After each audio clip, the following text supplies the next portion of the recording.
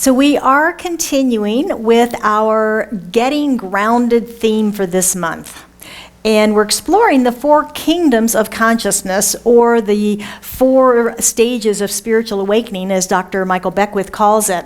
And if you remember, those are life happens to me, life happens by me, life happens through me, and life happens as me. Those are the 4 different stages that we'll be talking about all month. And last week we said that most of us bounce around in all 4 of those throughout our day, moment to moment even sometimes, depending on what life is presenting us with. We can go into that idea of Kingdom 1. Life is happening to me, blaming all that stuff outside of us for how I feel, how I be, what's going on in my world. Or how did you do with your practices last week? Remember those? What did we say? Getting grounded? Figuring out what getting grounded means to you? Start dating God. Anybody got a new relationship going with God this morning? Yeah? And then catch yourself thinking. What did you discover? Did you discover any Kingdom 1 thinking this week? Yeah. Were you surprised by it? Maybe. If you missed the talk last week, you can go to our website. I want to shout out to William. Thank you for getting those up on Sunday evenings for us so that you can watch the talk again, or if you missed a week, you can catch up on it, but you can catch up on what we talked about. This week, we're going to be moving into the exploration of Kingdom 2. Life happens by me. Life happens by me. My talk is, what are you thinking? It's that same old question, right? What are you thinking? What is it? We have 60,000 thoughts every day. We can't recognize every one of them, right? There's a lot of activity in the brain happening and a lot of thinking going on that we're not really conscious and aware of. So becoming aware of our thinking helps us to be able to change our thinking, and what happens then? We change our life, right? We change our life. So we're looking at the, the Power of Thought, Chapter 8 in the Science of Mind text. If you've not read it, I recommend you read that chapter. Grab your Science of Mind, read Chapter 8, The Power of Thought. It really does give us a wonderful basic introduction to the power of our thoughts, how universal mind works, and how we can work within that system, And I want to open up with a quote from that reading from our founder, Dr. Ernest Holmes, who also wrote The Science of Mind. And he says, "We are living in an intelligent universe which responds to our mental states.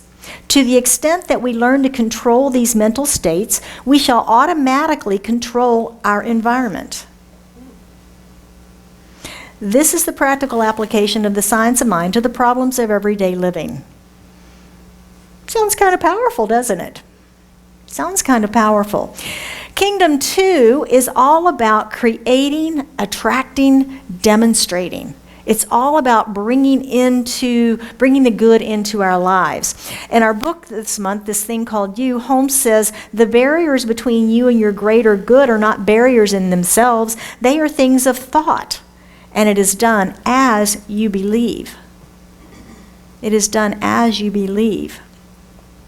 Last week, as we said, one of the principles that you were to practice was to catch yourself thinking. Catch yourself thinking. Because as we think is what we're believing. We may not think that, right? We might think my consciousness is up here, but when we catch ourselves in those Kingdom 1 thoughts sometimes, blaming everything outside of ourselves, why did this happen to me? We may be in that Kingdom 1 and not really in the consciousness that we think we are for creating and bringing into our life the good that we seek. We may not be there. Holmes goes on in this thing called You to say, we are told to seek the kingdom first and everything else will be added. And in this, everything else is included, all things in this life that make for full livingness and joy, peace and happiness, health and harmony, and the success that rightfully belongs to a divine being like you. A divine being like you. We are created of the infinite presence, the infinite substance. It only, in the beginning, God. In the beginning, God created everything, and there was nothing to create out of except itself. And we are created out of that infinite presence, that infinite substance, and we create the same way in our lives through thought. We create the same way in our lives through thought. Our thoughts are the substance from which we create. Now, if you were here last week, you remember my example of the little house, right? And how the little house grew. And if we're one person and we have a one-room house and it's okay, we're just happy as a clam, just everything's wonderful, but then we meet someone and we get married, and now there's two people in the little house. And we get this urge, right, to have more. Well, we need a little more room. We need a little more space. And we begin to think about it. We begin to talk about it. How would it look? What do we need? How much elbow room do we need? How much space do we need? And we think about it. We create it in our minds before we ever see it in form. And then the kids come along, and now there's 2 rooms and 5 people. And wow, that urge begins to come again. I need a little more space, right? And what does it look like? How big does it need to be? How many rooms do we need to be? What is the space? What is the height? What is this? What is that? We create it in our minds first. We create it in our minds first before we ever see it in form. That's how creation works. That's how creation works. I remember many years ago when I worked for a developer, we used to build multifamily for rent apartments, and we were building 2- and 3-story apartment complexes. And when he got the idea that he needed expansion, which was to now build a high-rise or mid-rise luxury condominium. Well, how would this be different? We have a different buyer profile than a renter. It's someone that's going to own. The units are bigger. It's multi-stories. The systems and so forth within the building structure itself have to be different in order to make sure the water goes all the way up to the top, right? Need a different pressure system. We're elevator served as opposed to just having stairs. One of the things that we began to work with was the idea of trash. How do you get trash out of a luxury condo? In an apartment, you take your trash bag down the steps and out to the dumpster, right? And they come in, they pick it up and take it away. Well, in a luxury high-rise, it didn't make sense to have people doing that. Everybody bringing their trash into the elevator. You can see accidents happening. You know, it's just not a good environment. So we sat and we talked about how are we going to solve that problem? And we began to think about it. We begin to project ourselves into living in that environment. What would I want to experience? And then we begin to continue to talk about it and figure out ways and so forth that we can make it work before the architects and engineers ever got involved. We solved the problem in mind first, before the creation came forward. And the answer was to create a trash chute where there's a large tube basically that you go down to the little room and you drop your trash into the chute and it goes all the way down to the first floor. Well, then there's a whole new plan that has to happen on the first floor to be able to accommodate those trash bins at the proper place and location on the building and so forth. So all of this was created in mind before we ever saw it in form. And that's exactly how you create anything in your life.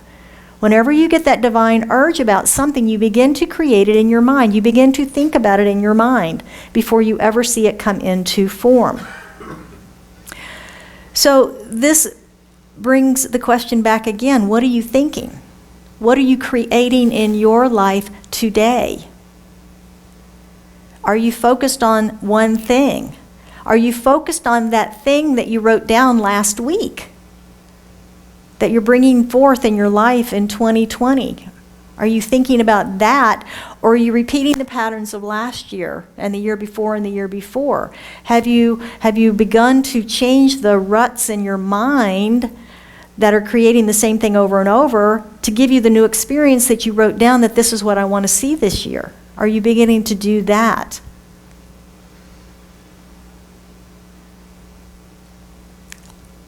Many people don't. They don't do that. And we don't do it because we are so stinking creative. Our minds are lightning fast. Remember the Brene Brown work that we did, the book that we did on how quickly we can make up a story about something when it happens? I can flash a picture right now, and every one of us would make up a story about what that picture means.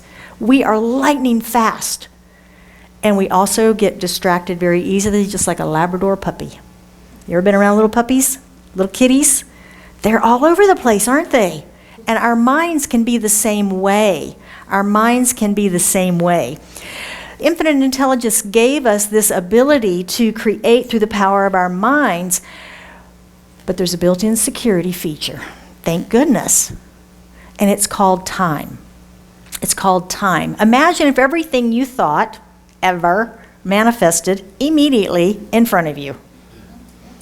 Right? Not a good thing. So in order to give us that safeguard, there's a time requirement. Now, how long that is up to us. How long that is up to us. But it saves us, protects us from our own negative thinking and from those knee-jerk reactions and our volatile emotions. Right? From our volatile emotions. This is also where our vision board that we did last week. How many were in vision boards? We had like 10, 15 of us in there doing that. That was fun. Thank you, Lori. But our vision boards help us in that focus because it's a visual representation of what we have thought that we want. And when our minds are going to wander off over here and think about the next shiny object, anybody else do that besides me? Squirrel! Or was I? Oh, yeah. But back to your vision board. You can look at that vision board and it recalls and reminds you and brings back to you, oh, yeah, that's what I was thinking about last week or yesterday or imagining in my life, imagining into existence in my life. That's where they come in handy. That's where they really are a constant daily reminder for us of what's going on.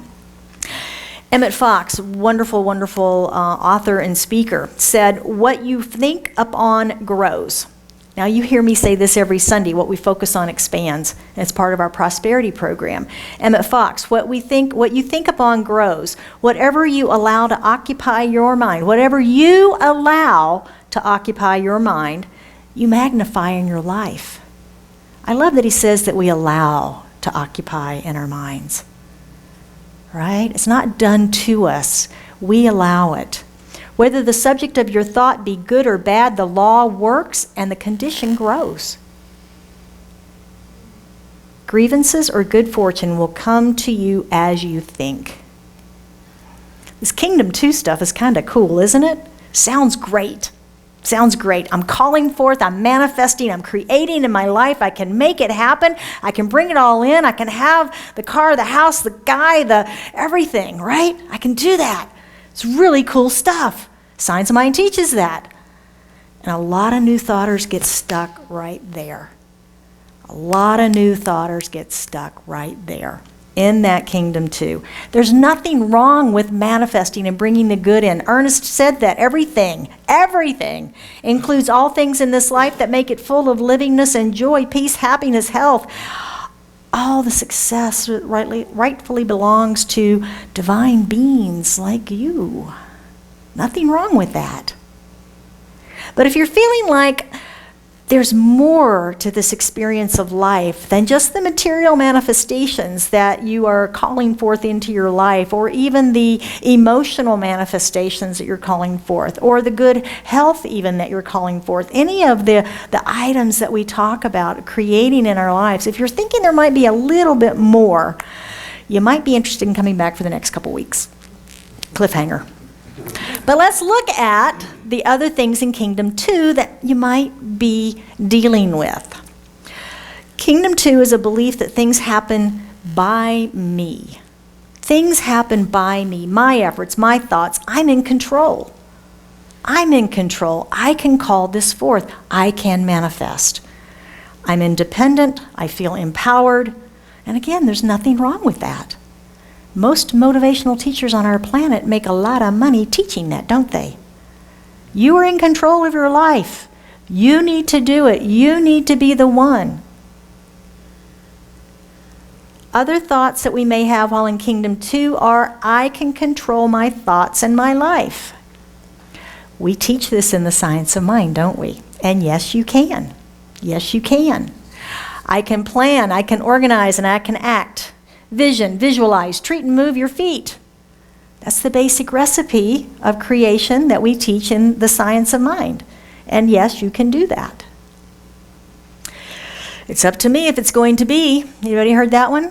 It's up to me if it's going to be. And this can be a big one. This can be a big one because not only do most motivational teachers, as I said, teach this, some of us have a very deep-seated belief that I can't count on anybody outside myself. If I want it done right, do it myself. Anybody else have that thought in your head? You want it done right, do it yourself. That's right, can't count on anybody. And we see this manifest in a lot of areas of our lives. In business, in relationship, we see it in a lot of different places. And this can be a very challenging shift in our consciousness to make, is to let go, to let go. And the last one is, I'm powerful. And if you were here pre-service, you heard Karen Drucker's song, I got the power, I got the power. We teach this in Science of Mind, and we do have the power. But it goes so far beyond our human conception of power. And that's what we're going to be exploring some more of.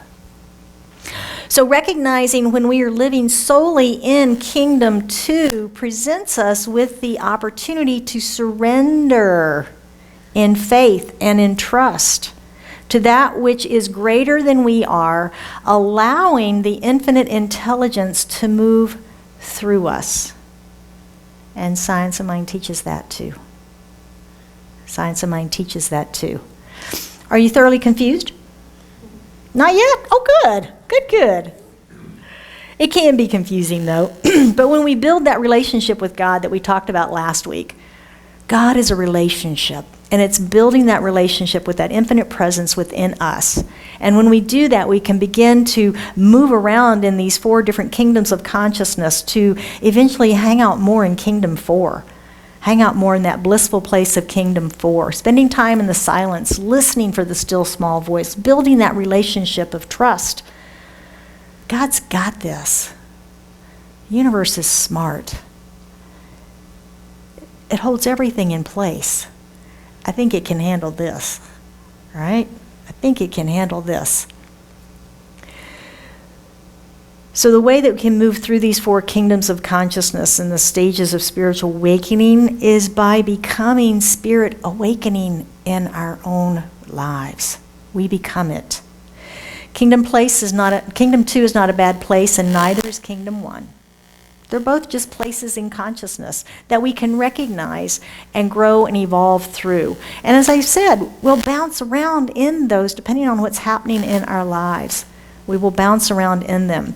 The key is to understand when we're in each one of them, recognizing our thinking in those moments, and then making a choice, a conscious choice of where and how we want to play this game of life. How and where we want to play this game of life. So let's look at some practicing the principles for this week and see how we can apply this information. We're still noticing our thinking. Same assignment, still noticing our thinking. Where is it Kingdom 1 and where is it Kingdom 2? Look at the 2 of those now. Are you blaming others and feeling like a victim, or are you feeling empowered and in control? And there's a different feeling. There's an acknowledgement. There's different thoughts that are going to happen. Notice that. Maybe even document it. We've all got our smartphones that have those notepad things in there. Make a note. Oh, wow, I was thinking in this today, and it seems like that's Kingdom 1. I was thinking that, and it seems like I'm in Kingdom 2 here. Make some notes. Understand what it is that you're thinking. Number 2, where can you let go of control and power? Right?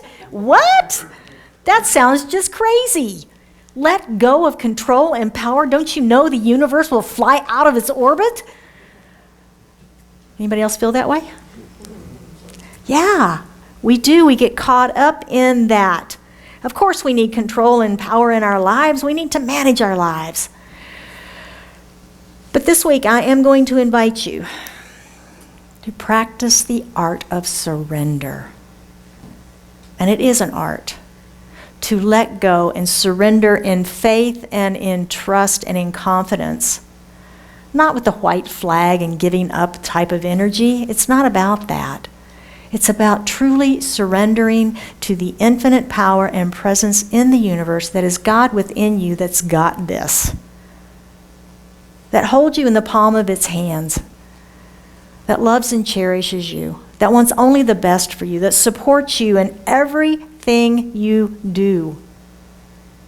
All you have to do is stay focused on what it is that you want to experience. This is this thing called life. Keeping that focus and that attention and not losing it like the little Labrador puppy, one thing that has worked for me is a mantra, an affirmation, if you will. I surrender to the power and the presence of God within me. I surrender to the power and the presence of God within me. I believe it was Diane Harmony that said that in her book that she wrote. But it really worked for me, and I still use it frequently today. And if you really want to amp it up this week, say that affirmation 100 times a day. Sounds like a lot. If you've got prayer beads, count it off on the prayer beads. When you get somewhere between 40 and 60, your ego finally begins to get quiet. That's how long it takes. Because there's resistance in surrender, isn't there? Because we've got all of this idea about surrendering is given up, losing power and control. But that's the whole point. 100 times slowly and allow it to seep in. I surrender to the power and presence of God within me. So I invite you to take these two practices with you and notice the difference between Kingdom 1 and Kingdom 2 energy in your life and in your thinking. As I said, neither of them is wrong. Neither of them is wrong. But the key to our transformation is growth and growing through those stages, right? I want to close us this morning with a little reading from Science of Mind, from this chapter 8 again from Ernest Holmes. And it's under the heading, It is Done Unto Us. And that's one of the big pieces of this teaching. It's as we think, because we are individualizations of spirit. He says, we do not create. Well, that just took away everything I just said, didn't it? We do not create. We use the power of the one mind which creates for us, which is the need for surrender. Our beliefs and our deep-seated convictions inevitably outpicture and reflect themselves in our experience and environment, both in the physical condition of the body and in the larger world of our affairs. What we outwardly are and what we are to become depends upon what we are thinking, for this is the way we are using the creative power. The sooner we release our minds from the thought that we have to create, the sooner we shall be able to work in line with spirit. Always man uses. He never creates anything. The united intelligence of the human race could not make a single rosebud, but the thought, centered in mind, is using the creative power of the universe.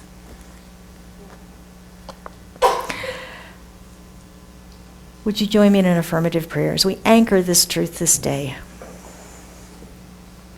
As we go within, we recognize that there is the one power, the one presence, that is life itself, that is in, through, and as everything that is, was, and ever shall be. It is the infinite divine creation of God, source, essence, presence, infinite love, peace, the harmony, the order, the unity. God is all of this and so much more. So much beyond our human capacity to describe, to find the adjectives for. And as I deepen into this wonderful realization of the power and the presence, I recognize that all of it is here now, present in, through, and as me, as an individualized expression of it, that spark of life, that light, the light of God that shines forth through me as me in expression in this immediate time-space reality.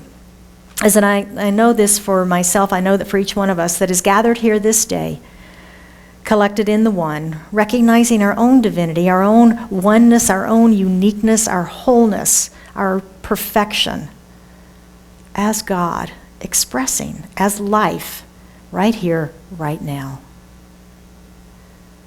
And so knowing this, I speak a word of affirmation for each one of us this day, knowing that as we use this creative power, we allow Spirit to work through us, as us, expressing more of itself to its own delight and to our delight. As we consciously choose that which we wish to experience, be it love, be it harmony, be it health, joy, success, abundance, whatever it may be, it is all here for divine spiritual beings to play. And I know for anyone that has anything specific on their mind this day, that as they lift that into the consciousness of this prayer, that it is healed, truth revealed, clarity, whatever it might be, that the healing has occurred in this moment. And it is with such gratitude, such joy, that I release this into the action of law, the activity of mind. I release it and let it go. And we affirm this truth together by saying, and so it is.